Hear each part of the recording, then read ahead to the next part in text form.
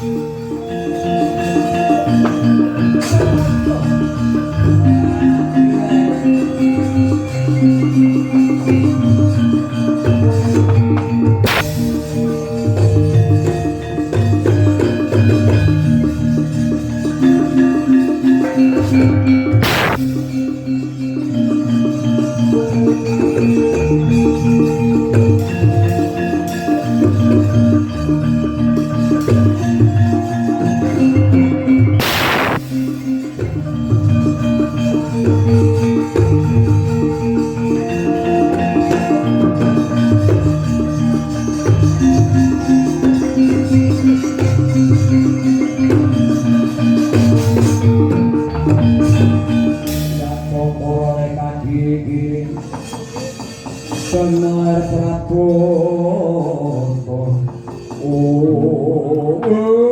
adalah iki wau anakku lanang nirotek saka kok Dewi Kromo dadi ula sak kilur kumbang gedhe ning kok pedhot wetenge teko nggon pedhet. Aduh Kanjeng Rama,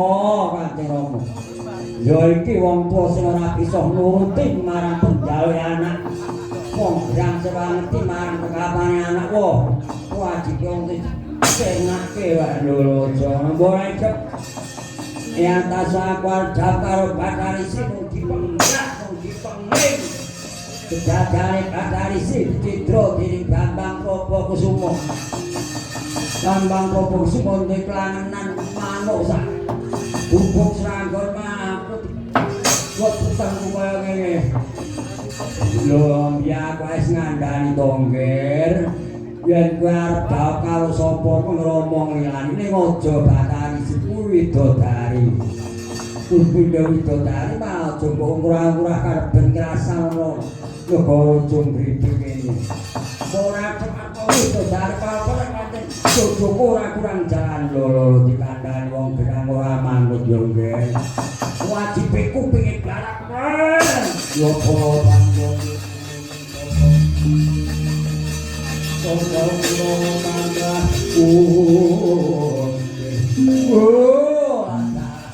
Mandratak mungkah nyang kupingku nyakot kuping wah anak sing apate diwene urip ah.